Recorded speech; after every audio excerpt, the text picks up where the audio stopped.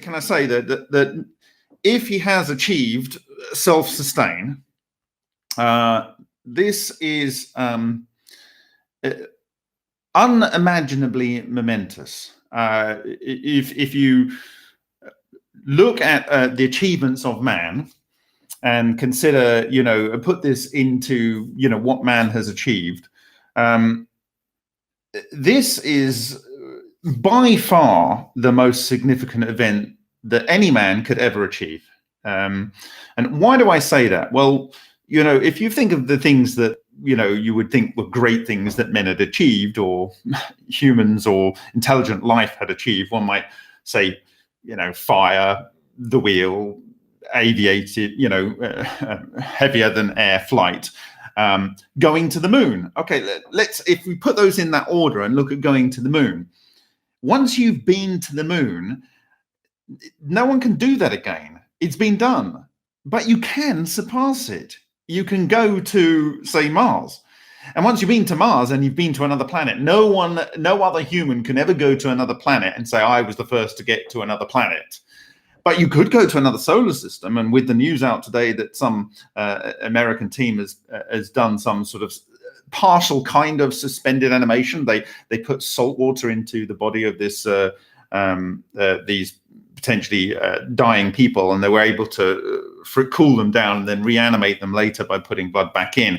We almost have the potential here to travel to other solar systems. All we need is a power source, right? And this maybe would be that power source. So it's good evening to your son. So this technology would allow us to leave the planet. And yes, this is an unimaginably historic event if it is true. And so I say that because, it doesn't matter what the competition has for Rossi. It doesn't matter how much money they've got, how many factories they've got, whatever they have at their resources. This is never going to be surpassed. You can't surpass creating more energy out and self-sustaining for an extended period of time. You just can't surpass it. It will allow us to leave this rock. With technology now for effectively putting people into stasis, it's getting close. We will be able to populate the stars and not worry about the energy about getting there and so forth. So, this is unimaginably momentous. So this would be a direct electricity, but it was never stated that any of these parties ever self-sustained. And one step beyond self-sustaining, in terms of I've calculated it here and I've calculated it there, is closing the loop. Even if you have to put it through a lithium ion or nickel metal hydride or lithium polymer battery or a lead acid battery as an accumulator, and then feed it back into the control electronics. You have to have the device in the middle, control electronics here. Your output power goes into maybe a buffer, maybe even a supercapacitor or whatever, and then you feed that back into the input for the control electronics. If that whole system self-sustains, it is unimaginable the significance of this. It will never be surpassed. It will never be surpassed. So it needs extraordinary proof. This isn't just talking about we got an excess of 6 or an excess of 3, like a heat pump, 5, or an excess of 10, like some systems have been claimed to do. This is far, far more significant. I've been thinking about this today, and I think what he should do, and he can do what he likes, but all other routes for people that have got close to producing a technology that may solve the world's energy problems, I mean genuinely, not on a drip feed, pay your tax type basis, solve the world's energy problems, they have failed because the usual things got in the way: ego, greed, and whatever. You know the story. So this is what I'm proposing.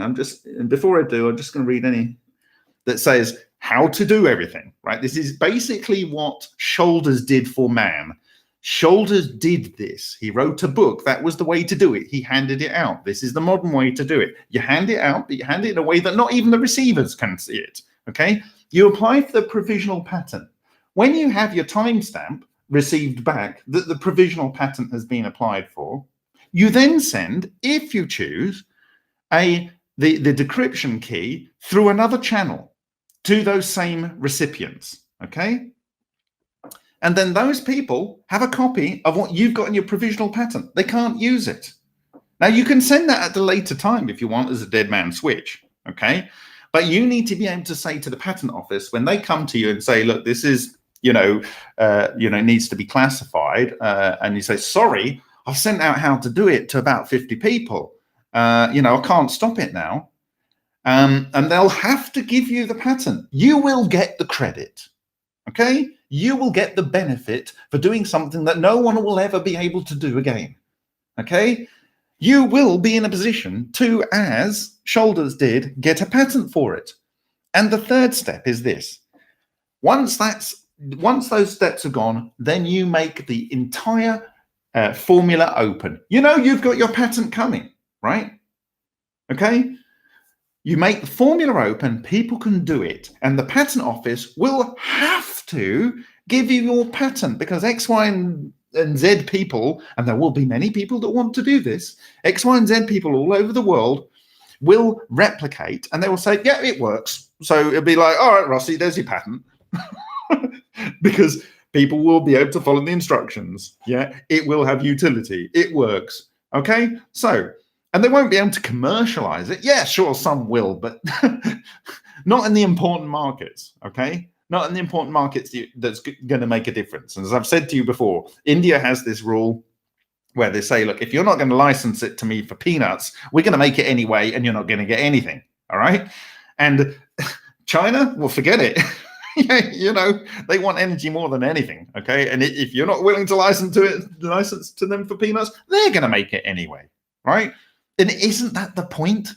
Isn't that the point, to make this available so it really profoundly changes humanity? This is why, if Rossi doesn't demonstrate this quickly, if anyone's got anything close to closing the loop and they think they can do it, they're going to be doing it pretty quick. So really, the window's very small. This isn't about, oh, there might be a demonstration at some point in the future. I mean, it's like,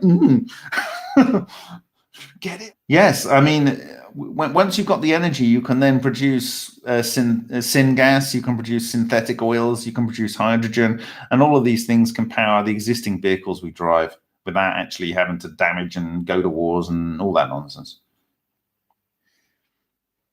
He's done a great achievement if he has done it. But it didn't come out of the thin air. It was built on the effort of thousands and thousands of researchers over many, many years. And he's put the cherry on top, or has he? I don't know. Have you closed the loop, Rossi? Have you closed the loop? Good night.